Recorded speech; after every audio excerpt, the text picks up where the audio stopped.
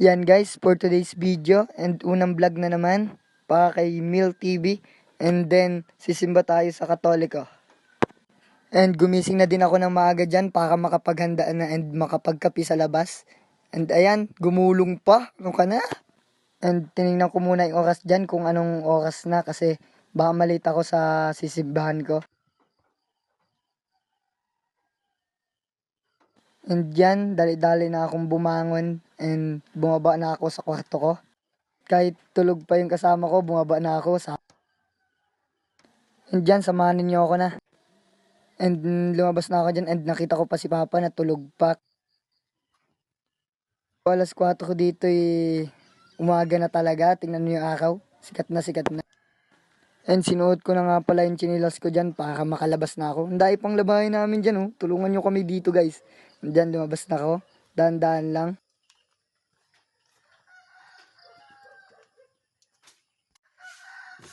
And thank you nga pala kay Kuya na nagdupong na ng apoy. And ibig sabihin ng dupong ng apoy dito pa naman ay nagpadalab na baga.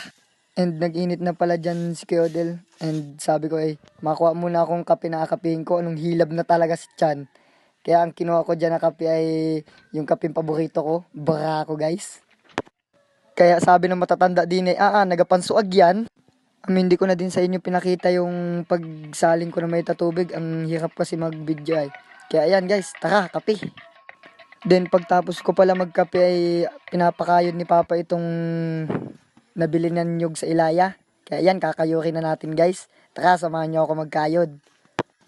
And umupo na nga pala ako dyan sa kayukan namin. Kaya maganda na kayukan dyan. Sige guys, kayod lang tayo. May pa-video pa ay. Naman, nag-ayod na lang ko, video pa. Ano ka ng bata ka?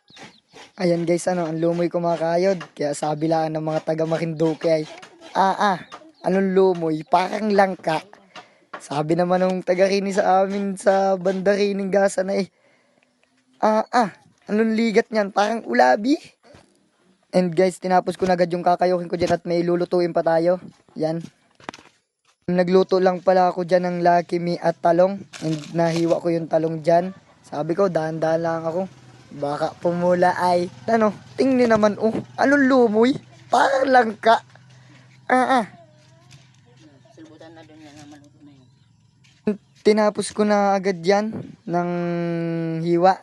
Para naman isasalang ko na. Baka kasi mahilaw ay mahirap kainin yan. And yan, nilagay ko na sa kawali. Kahit hindi pa mainit ay, laban na yan, sabi ni Tabyo ng vlog. Yan guys, hindi ko na sa inyo pinakita yung pagligo ko. Sabi ko mahaba-haba na video yon. Kaya yan, kinuha ko muna yung sapatos ko dyan and nilapag ko. And kumuha ko ng damit sa labas. Yan po yan po yung binigay sa akin ni J.R. Slabay. Thank you po, J.R. Slabay. Napaka-cute mo.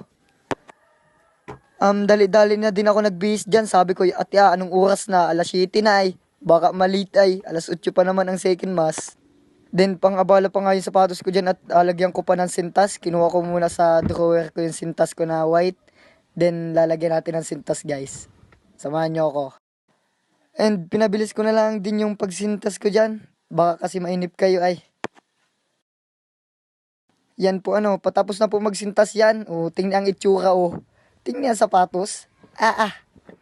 Then nagpa-cute muna ako dyan Siyempre parang cute. Tara na, samahan nyo ako, simba na tayo. Yan, naglakad na ako guys papuntang sa sakaya namin.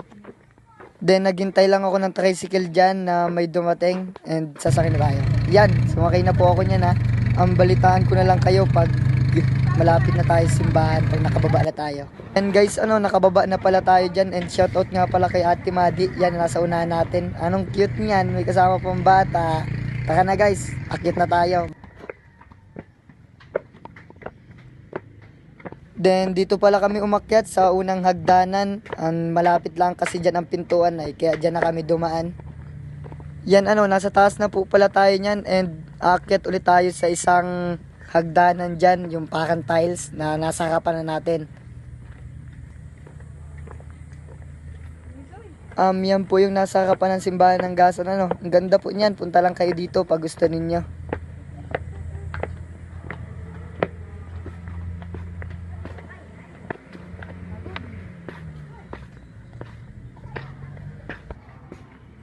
Then pumasok na agad po pala kami dyan at nagasimula na ang mesa. Dahil nga na pong tao sa loob ay.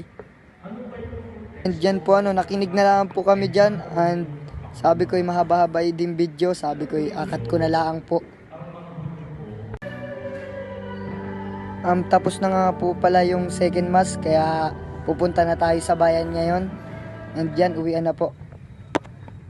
Yan guys, dito nga po pala ako dumaan sa magandang view para makakita man lang ng magandang view. Yan guys, shoutout nga pala sa nasa unahan ko dyan.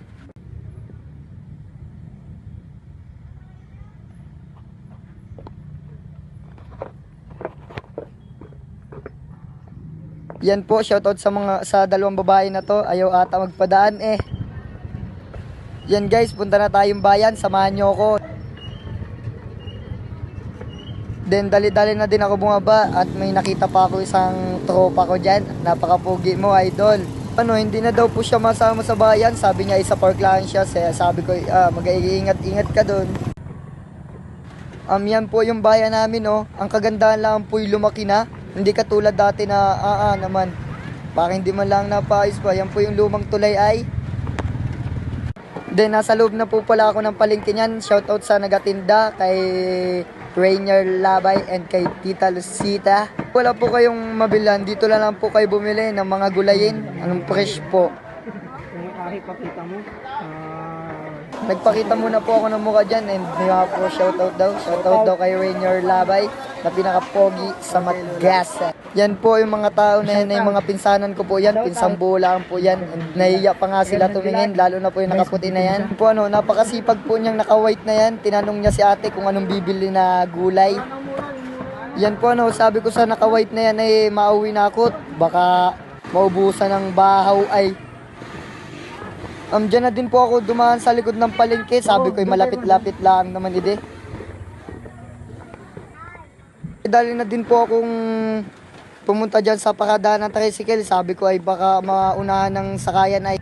Yan po dito na po magtatapos ang video. Salamat po sa mga nanood and salamat po sa mga nag-follow.